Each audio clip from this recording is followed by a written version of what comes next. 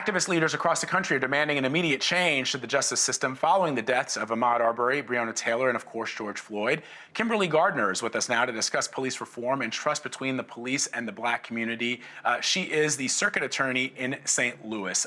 So Kimberly, one of the things that I really want to help our viewers understand is these inequalities that you see in your everyday work that lead up to these massive protests. This is certainly has been sparked by the killings of George Floyd, but this is something that has been systemic within the criminal justice system in this country for many, many years. Yes, it's the systemic racial bias of the criminal justice system and how some police communities of color, these small slights, this everyday disrespect that some people in the community feel with how they're over policed, which leads to these big events. It's the representation of Black and brown communities more in the criminal justice system. It's the harsher sentences that come with the criminal justice system. And we have to attack the systemic racism in these systems. And that's key and crucial to building trust. And the inequities that we're hearing and seeing, the frustration of the protesters going on post Mr. George Floyd's death. You know, we're all, I'm sure when many people look at the images that are coming out of Minneapolis, you can't help but to think of Ferguson. There was sort of a massive reform effort after the protests in Ferguson, but it included like almost sort of cleaning out the entire police department and also taking a look at the ways in which the police departments and the courts and the laws and how they sort of all interconnect to target often poor Black people. That took a lot, and that's one small police department. But clearly there's a problem nationwide. What is it going to take to shift things across the country? It's going to take us to really have tough conversations. And do we have the will? Do we have the will to attack the systemic racism that we know exists in the criminal justice system?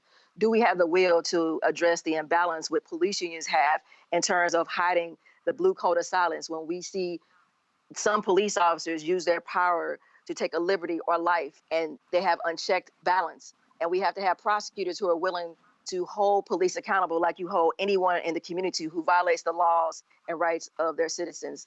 And so we have to start promoting change, but we have to also have these real conversations that prosecutors like myself, being the first African-American circuit attorney in the city of St. Louis, are met with resistance because the system wants to have the status quo tacticians hold on to the bias and the inequalities that we know exist, and we have to attack those head on. They have this unchecked balance with police unions that have these collective bargaining agreements that make it difficult for police chiefs, well-intentioned, to get off the bad actors. We also, as prosecutors, have to admit that we have to hold police accountable. We have to bring those tough officer-involved shooting cases because they make it difficult when we have to bring a case. They're doing the investigation, and that caused most prosecutors who are elected that have been around for decades, they have never prosecuted a police officer. So when we look to other police officers, police prosecutors in jurisdictions like Baltimore who held an individual accountable because they were police, regardless of their badge, regardless of their occupation, we can't look at the outcome of the case, but we have to push forward and give prosecutors the tools to hold everyone accountable, even police. But we have to do a better job. You know, Kimberly, one of the things, though, that I wonder is, and you get this from talking to activists on the street, to talking to young people who are out there protesting, is there's a question that people say, well, you know, we've got to root out police officers that are capable of these types of actions. You know, you get officials from the White House saying, you know, it all comes down to a couple of bad apples. But there are others who see a systemic problem with police departments across the country. The militarization that we've seen of police departments in recent years, where they're getting excess military weaponry and vehicles. Even something as simple, I saw this put out recently, even something as simple as the titles that we give to police officers in this country: sergeant, lieutenant, captain, major, colonel. These are military titles. In the UK, for example, it is inspector, chief inspector, superintendent, chief superintendent. They don't militarize the police in other countries in the same way that we do that. So is it at all possible to restructure police in this country, or is that something that for many governors and many big city mayors is a bridge too far? I believe we have to restructure the titles. We have to restructure the militarization of how we see it displayed for peaceful protests. But we also have to bring back the respect to police departments and their officers. Some may disrespect the community, and these small slights that people in the community of color who are policed every day, these small slights erode trust that make it difficult for prosecutors like myself when there is a violent individual in the community to hold that person accountable but for those behaviors of those everyday slights that cause problems when we want to hold someone accountable for people to come forward. So we have to look at how it erodes the whole system, and we have to get rid of this us versus them. The police are also made of the community, and we have to support good police that we know exist, but they can't sit in complicit silence and watch some of their police officers abuse the community, disrespect the community in which they police, which are largely, predominantly people of color that we know are overrepresented in the criminal justice system. And we're going to have these strong talks. This is not a Republican Democratic issue. This is a humanity issue, and we have to attack it from that point. Am I my brother's keeper? Do I treat people with the respect and dignity that they deserve? And we are seeing the frustration and fear of communities that are tired and saying enough is enough. And I stand with those peaceful protesters who want to not only talk, but let's change those systems. Let's change the inequities that we see, that we are not allowing the good police officers to do their job that they can do. But we cannot have them sit in silence. That blue coat of silence needs to go.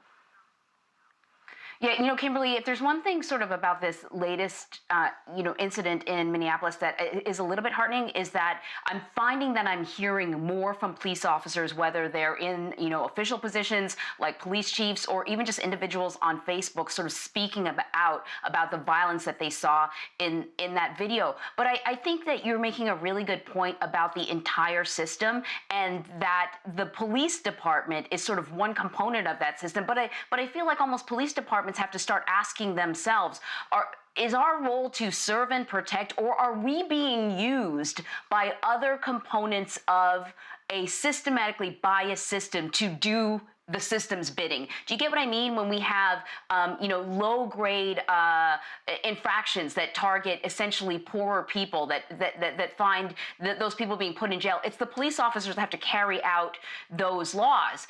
And perhaps there needs to be a bigger discussion about, are we using our officers who are members of our community in the right way? But that's why you need a prosecutor like myself who we have to give people alternatives. We have to make sure we're not penalizing people because they're poor. We're making sure that we hold everyone accountable, but focus our resources on those serious and violent crime drivers that prey on our communities, but giving low-level nonviolent offenders opportunities to get themselves back on track. That's why we need progressive reform-minded prosecutors who want to respect the whole system and the people that come in contact with that system. When we talk about stopping the cycle of victimization, it's not just victimization of an individual and a case, it's also the victimization of the eroding of trust that the whole system has done to communities of color that have been over-policed, over-prosecuted, and over-sentenced. And so in order for us to bring the system in line, we have to address all of the inequities on every level, and we have to hold everyone accountable the same. And that's why we have to call for reforms of the police union collective and bargaining contracts, because those are those hidden contracts that make it difficult. They basically negotiate behind closed doors, that negotiate how they keep on the bad actors in the police departments and make it difficult for police chiefs and the community to hold those bad actors accountable, even the prosecutor. We should point out, Kimberly, that this is an election year for you. You are running to be reelected. You've also filed a lawsuit against the St. Louis Police Department. What do you see as your biggest challenge with regards to that? The biggest challenge is I represent the people, and from day one, the people's voice has been silent by the coordinated effort of a powerful few to stop reforms that the people elected me to enact in the city of St. Louis. And so these same reforms are the same things we're talking about when you see the systemic racism and the inequalities that the people of the city of St. Louis want in their jurisdiction. And so it's not about me, it's about making sure, regardless of who you elect in the future, if you want these reforms can be enacted in this jurisdiction without the small, powerful few coordinated effort to stop those efforts of justice. All right, Kimberly Gardner, thank you so much for taking the time out to talk to us. Thank you so much. Appreciate it.